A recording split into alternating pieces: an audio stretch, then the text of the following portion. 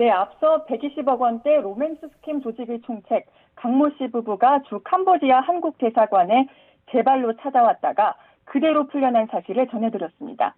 이때 대사관 측과 한국 경찰 그리고 총책 강 씨 사이에 오간 대화가 그대로 담긴 녹취 파일을 YTN이 단독으로 입수했습니다. 강 씨가 지난해 11월 여권 연장을 위해 대사관을 찾아오자 직원은 강 씨에게 수배 사실을 알려줬습니다. 강 씨가 수배 이유를 묻자 대사관 측은 한국에 있는 경찰과 통화를 연결해 준 겁니다. 한국 경찰 수사관이 수사 사실을 왜 알려줬는지 묻자 대사관 측은 그럴 수밖에 없었다고 설명했는데요. 들어보시겠습니다. 적색 수배여부는 내가 얘기를 할 수밖에 없습니다. 왜냐하면 저희가 여권 발급을 안 해주는 이유에 대해서는 설명 민원인한테 해야 되거든요. 이에 당황한 수사관이 그러면 이제 강 씨가 귀국하지 않고 계속 숨어 있을 수도 있지 않냐고 묻기도 했는데요. 대사관 직원은 그건 장담 못하지만 그럴 수도 있다고 대답하기도 했습니다. 그러면서 민원인 신분으로 찾아온 강 씨를 현지 경찰에 신고하는 건 모양새가 좋지 않고 부담스럽다며 자신들이 더 취할 수 있는 조치는 자수 권유 말고는 없다고 설명하기도 했습니다.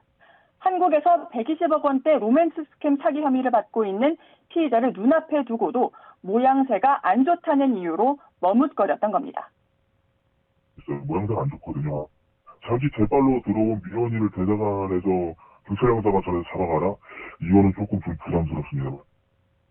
결국 당시 대사관은 강 씨 여권을 더 이상 못 쓰게 만든 것 이외에는 별다른 조치를 하지 않았던 것으로 파악됐습니다.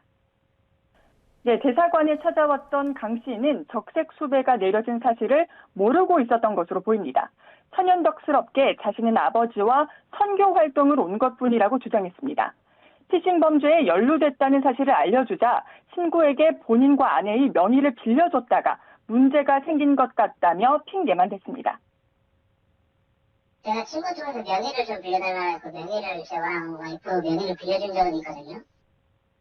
그리고 수사관이 빨리 귀국해 조사받아야 한다고 이야기했더니 이마저도 확답하지 않고 이적됐습니다.